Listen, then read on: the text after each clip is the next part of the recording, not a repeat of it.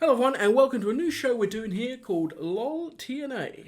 Yes, this is us going through TNA from the very beginning, pretty much show by show at least at the moment, because they were doing it by weekly pay-per-views. Sure. And this is Mick coming from one of us, me, Elliot, who was a die-hard TNA fan. Yes, But yes. I watched this as a kid back then. When it got to around 2004, I stopped watching WWE and I exclusively watched TNA.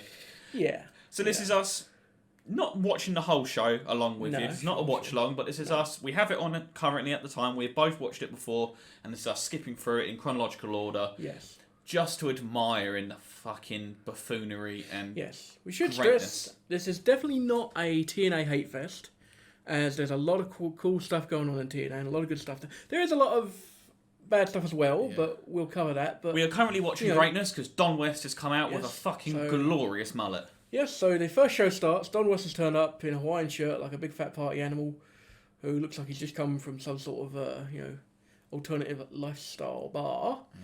Yeah. And next comes out Ferrara looking like good fucking Christ. He what looks does like he the look like? Well, to me he looks like a cruise ship's lounge singer version of the guy from Korn.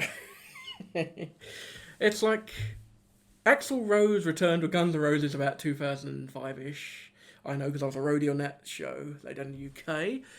And he looks sort of like Axl Rose here, but with a fraction of the value. It looks like if his midlife crisis involved going to Jamaica and marrying a girl over there. Yeah, what the hell does he look like? Yeah. Having said that, he looks better than Skeletor, Mike Tenay. So. I don't think he's aged.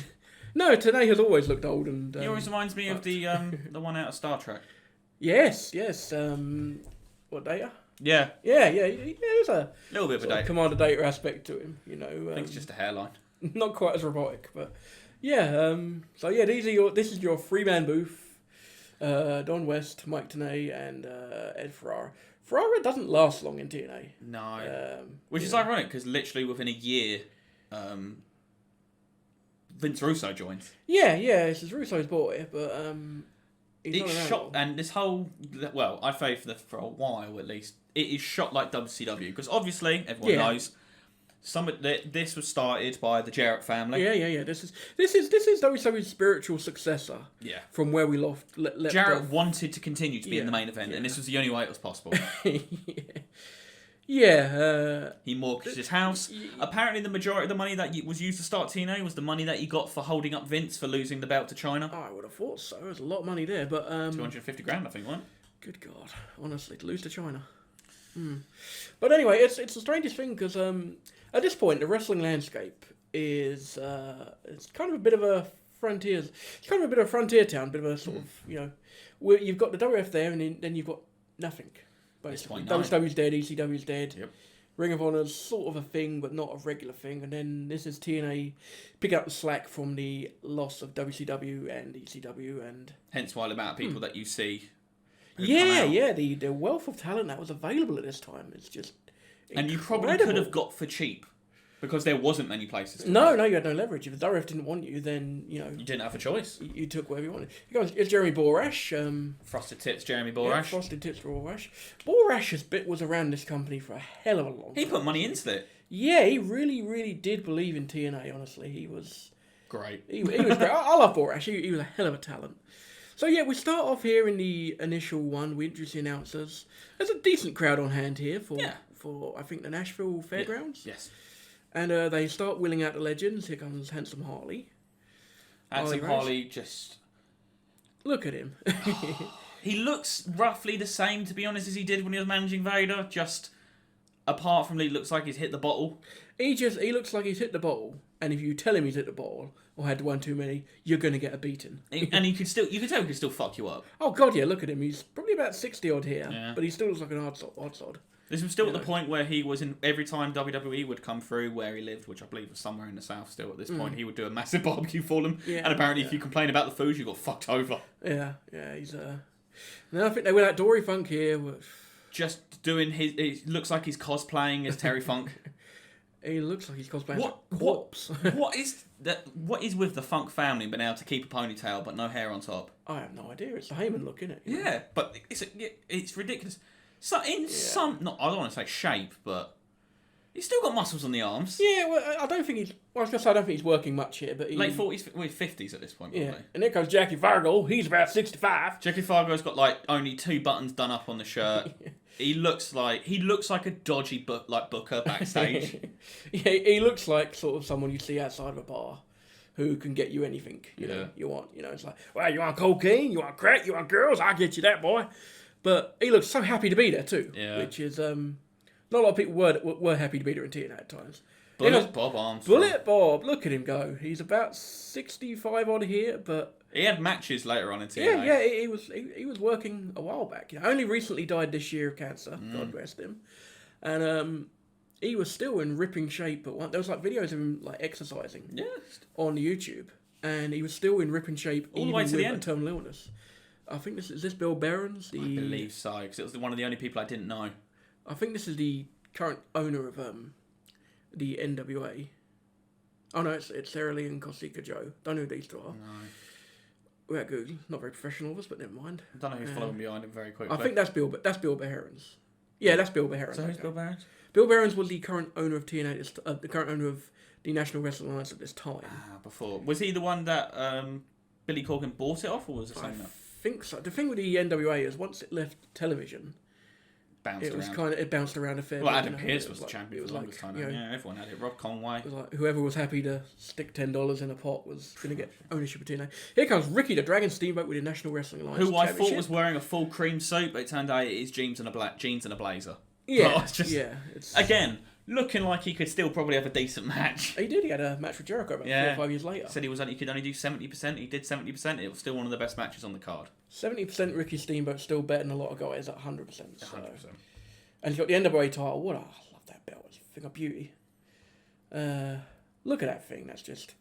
That's the oldest, most recognisable belt. Because the WWF have obviously changed and updated theirs over the years. But that one stayed the same since, whenever. They plagiarised the WCW titles. Yeah. They ruined the ECW belt. Yeah, that is a wonderful belt. This is one thing they luckily can never touch. So this is they build up the fact that TNA is part of the NWA, which has a long and illustrious heritage. Still did at this point, really. Yeah, still does now. So they build up the heritage and they build up the fact that this is going to be a traditionally based company based on, old school ideals and principles. And but this is where the show takes its first weird turn. Yeah, this is because Jarrett does his first of God knows how many fucking run-ins and segments. Yeah, but also every person on this show just starts to bastardize the fucking facts that the belt's being won in a they something for the gold, whatever they set it up in a battle royal to be won in a battle royal, and Jarrett comes out next as a heel playing the sort of Poundland Triple H gimmick. Pissed off. Yeah, playing the Southern Poundland Triple H gimmick, where he's like, "This is bullshit. I ain't not wrestling for a goddamn belt in a battle royal. Yeehaw!" Yeah, calls out everyone in the ring saying, "You come on, you never won the NWA title in a bloody battle royal." Because it's it's a battle royal until you get down to the last two, and then it's a match. Then we wheel out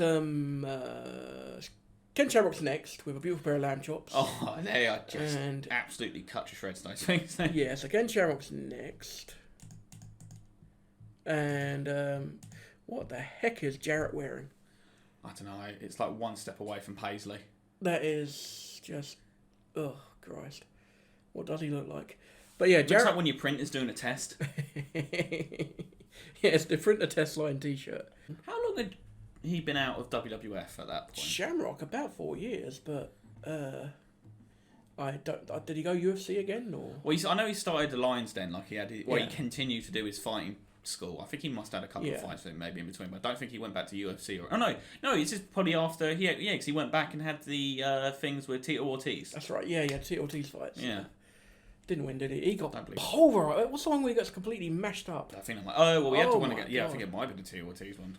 Crazy thing is, he's still working now in TNA. Well, he had this he had a weird career trajectory because he went from cage fighting to wrestling, then back to cage fighting, then apparently had started a private security firm where I believe he was private security for 50 Cent for like 10 years. Something like that, yeah. And then he went back to having a fight. I can't remember if he had a fight with he had one more fight in Bellator, which he lost and then got popped for steroids. And now he looks like fucking Al Bundy jacked up on steroid and growth. He looks how Scott Steiner wishes he looked. Yeah. Like, because his tits ain't sagged. You could still see every vein. And he had a great match with Moose a while back. Yeah, like, he could still go. Yeah. He's just stiff at this point. He's yeah. not like... But the babyface and the heel here are in agreement that the battle was a stupid idea. And then out comes Scott Hall. Who's half cut. Who doesn't look great, does he? He looks pretty gone. He put it this way: at this point, he's come out doing a promo. He looks. You're like, oh, okay, it's Scott Hall. When he has a match later, when he takes the shirt off, I'm like, oh, Jesus. Yeah, it's a sad one, Hall, because. Well, it's sad, but it obviously had a happy. It has a happy. Yeah, he recovered, so it's all good. But he come back to WWF after all those years, done the NWO thing, and it was always the saddest thing because Hogan went into business himself and done the babyface thing. Nash crippled himself more or less from the off. Yep. And Hall was always the worker of the three, so, well, obviously of those three, but Hall was the worker. And I was so sad to see Hall. He had a match with Spike Dudley, and it was just a job match, but it was nothing. You could tell he had nothing left. And then that obvious match with Steve Austin that no one likes to talk about. But Hall was kind of gone at this point, and it's a shame, because I always liked Scott Hall, and seeing him here is not great. But the weirdest thing is, the babyfaces and the heels are in agreement that the Battle Royal is a crap idea. And I'm thinking, why are you doing this? It's like, you're building your first show, you should be saying it's saying, oh no, don't worry, it's shit. Yeah, so it's like, well, I don't watch that match, everyone says it's crap. Yeah.